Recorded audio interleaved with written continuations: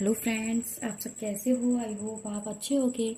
आज हम आपके लिए लेके आए हैं क्लास 12th बायोलॉजी चैप्टर 4 में आज हम आपके लिए मैं पढ़ाने जा रही हूँ लिंग प्रभाविता लक्षण। ये हमारे चैप्टर में मैंने पहले मोस्ट इम्पोर्टेंट जो टॉपिक होते हैं वो मैंने कवर किए हैं, जो आपको अच्छे से रिवीजन हो और आप अच्छे से इन्हें कंप्लीट करें।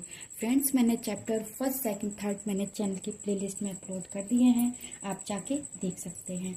अब हम बात करते हैं लिंग प्रभाविता के लक्षणों के बारे में। लिंग प्रभाविता क्या होती है इसके बारे में बात करते हैं। जैसे कि बहुत गर्मी है। ऐसे लक्षण जिनका विकास होना लिंग गुणसूत्रों पर निर्भर करता है लिंग प्रभावित लक्षण कहलाते हैं। मतलब जो लिंग पर ही विकसित होते हों।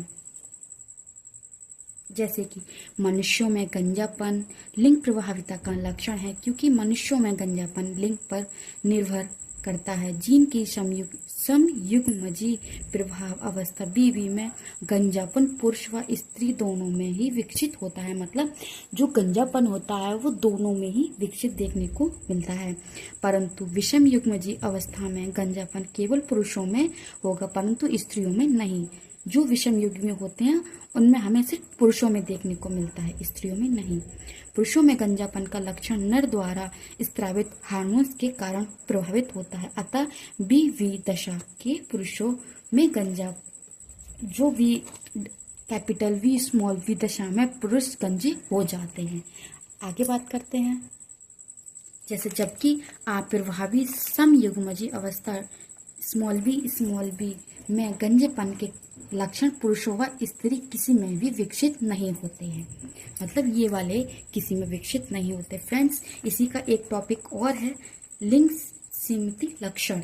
से आप क्या समझते हो इसके बारे में बताइए। मतलब लिंग सीमित लक्षण सेक्स लिमिटेड कैरेक्टर्स, ये भी उसी से रिलेटेड है, क्योंकि हम इन दोनों क्वेश्चन आपको ये दोनों भी दिए जा सकते हैं एंड एक ही क्वेश्चन में दोनों जोड़कर। तो आप मैंने ये आपके दोनों क्वेश्चन एक ही साथ कंप्लीट करा दिए हैं। मैं आपको अच्छे से समझाती हूँ। जैसे लिंग सीमित लक्षण, मनुष्यों में दाढ़ी मूंछों का आना व आवाज का भारी होना केवल पुरुषों में ही पाया जाता है। मतलब जो दाढ़ी मूंछें आती हैं वो केवल पुरुषों में ही पाया जाता है।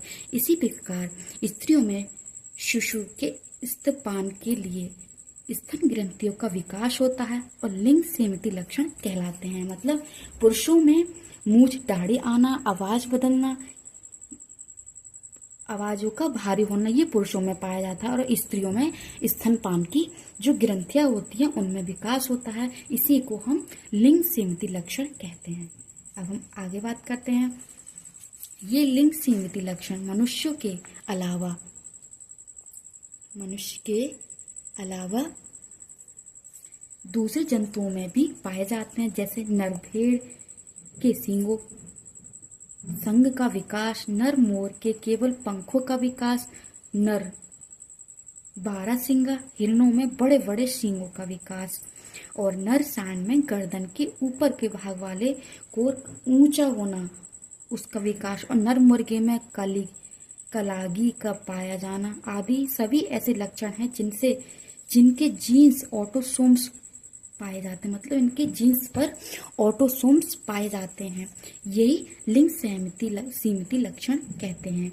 यद्यपि इनके जीन्स दोनों लिंग पर उपस्थित हो सकते हैं, परंतु ये जीन्स केवल एक ही लिंग के जंतुओं में अपने आप मुश्किल से प्रकट कर पाते हैं। मतलब एक ही जंतु में नहीं होते, ये दोनों में देखने को मिलते हैं, इसलिए इन्हें लिंग सीमित लक्षण कहते हैं। ये लक्षण भी मेंडेलियन नियमों का पालन करते हुए एक दूसरी पीढ़ी में पहुंचते हैं। मतलब जो मेंडल का नियम है वो एक दूसरे का पालन करके एक पीढ़ी से दूसरी पीढ़ी में जाते। फ्रेंड्स, मैंने आपको लिंग प्रभाविता के लक्षण और लिंग सीमित लक्षण के बारे में मैंने दोनों क्वेश्चंस को एक ही वीडियो में कवर किया है।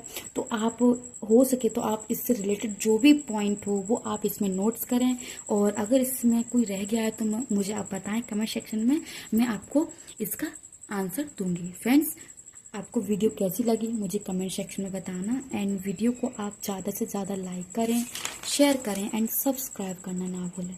फ्रेंड्स, मैं आपको खुद के नोट्स शेयर कर रही हूँ जो मैंने इन्हीं को पढ़ के मैंने अब यहाँ तक पहुँची हूँ।